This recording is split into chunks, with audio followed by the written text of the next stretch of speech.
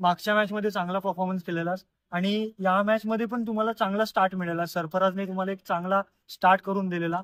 त्यानंतर कुठे चेंज झाला, गेम प्लॅनिंग कुठे फसली किंवा टर्निंग पॉईंट काय होता मॅचचा? टर्निंग पॉईंट डेफिनेटली 50-50 वर होता, कारण 10 रन करायचे होते. आमचा प्लॅनिंग येत होता की जर आम्ही 10-11 रन केले तर 5-6 रन प्लस होतील आणि 16-17 रन भेटतील.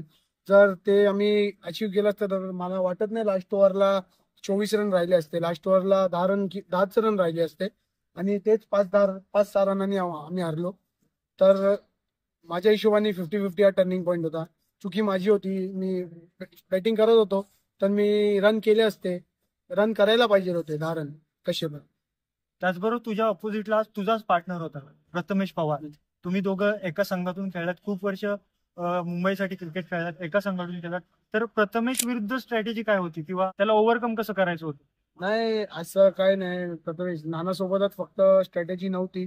आम्ही सर्व प्लेयर एकमेकांसोबत खूप खूप टुर्नामेंट खेळतो आणि कधी कधी एकमेकांच्या विरोधात पण खेळतो. तर असं काय नाही की एक पर्सनल प्लेयर बरोबर किंवा एक दोन प्लेयर असतील. पूर्ण टीम बरोबर आमची स्ट्रॅटेजी होती. तर थोडीफार चुकी झाली आमच्याकडून, आमच्या बॉलरकडून. ते पुढच्या मॅचला सुधारण्याचा प्रयत्न करू. त्याचबरोबर तुझ्या टीम मध्ये आता तुझ्या सपोर्टला प्रथमेश ठाकरे असेल, भावेश पवार असेल. तू लास्टचा जो टुर्नामेंट खेळली ती भावेश पवार सोबत खेळलीस ना, त्या टुर्नामेंट मध्ये तुम्ही चॅम्पियन्स ठरले. तर तुमच्या जी टीम एन्व्हायरमेंट आहे ते कसं आहे, तुमचं बॉन्डिंग कशी आहे? टीम बॉन्डिंग तर आमची खूप चांगली. असं नाही की मी भावेश आणि ठाकरेच फक्त, पूर्ण टीम जे आमची आहे, जे 15-16 लोकांची टीम आहे, ते एकमेकांसोबत मला वाटतंय की 12 महिन्यात 8 महिने तर एकमेकांना डेली भेटतातच. कारण एवढ्या टुर्नामेंट होतात ISPL सोडून पण. तर आमचा भेटणं बोलणं डेली बेसिस होतच. तर असं काही नाही की टीम एन्व्हायरमेंट आम्ही तिघच चांगले आहे.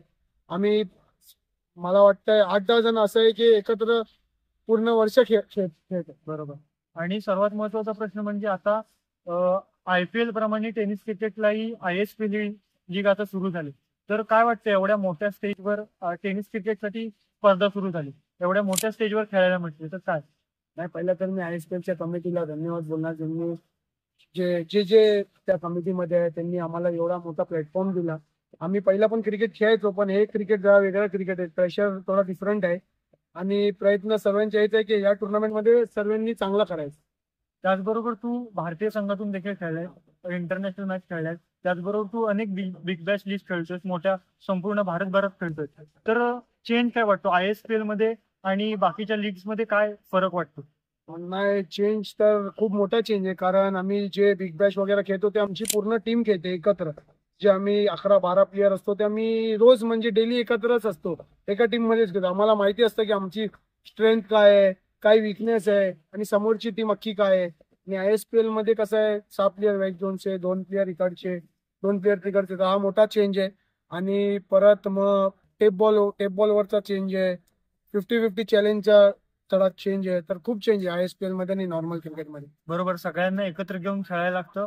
आणि त्याचबरोबर तू म्हणालास की विकनेस, सपोज आपण नॉर्मली लीग खेळतो आणि ISPL मध्ये चॅलेंजेस काय येतात, चॅलेंजेस काय फेस करावे लागतात, जे नॉर्मल बिग बॅश लीग मध्ये चॅलेंजेस ते जाणवत नाही आणि मोठ्या स्टेजवर ते चॅलेंजेस जाणवतात? चॅलेंज म्हणजे असे आहे का 50-50 ओव्हरला रन करायचे 10 रन. आणि एवढा मोठा क्राऊड तर सगळीकडे असतो. तुम्ही बघितलं असेल की टेनिस बॉलला असं नाही की याच टुर्नामेंटला एवढा क्राऊड आहे. या टुर्नामेंटला खूप जास्त आहे आणि बाकीच्या टुर्नामेंटला पण क्राऊड खूप जास्त असतं. पण इकडे प्रेशर थोडा वेगळा. आणि जे नवीन प्लेयर जे येतात, ज्यांना मला वाटत नाही की जे प्रत्येक मोठ्या टुर्नामेंट खेळतात त्यांना घेऊन खेळणं हे थोडा चॅलेंजिंग आहे. कॅप्टनला पण चॅलेंजिंग आहे, कारण टेप बॉल आहे, 50-50 ओव्हर आहे. नक्कीच फरदीन, मागचा सामना तू संघासाठी जिंकून दिलाच होतास आणि आज थोडं हार्ड लक. तरी पुढच्या सामन्यासाठी तुला शुभेच्छा.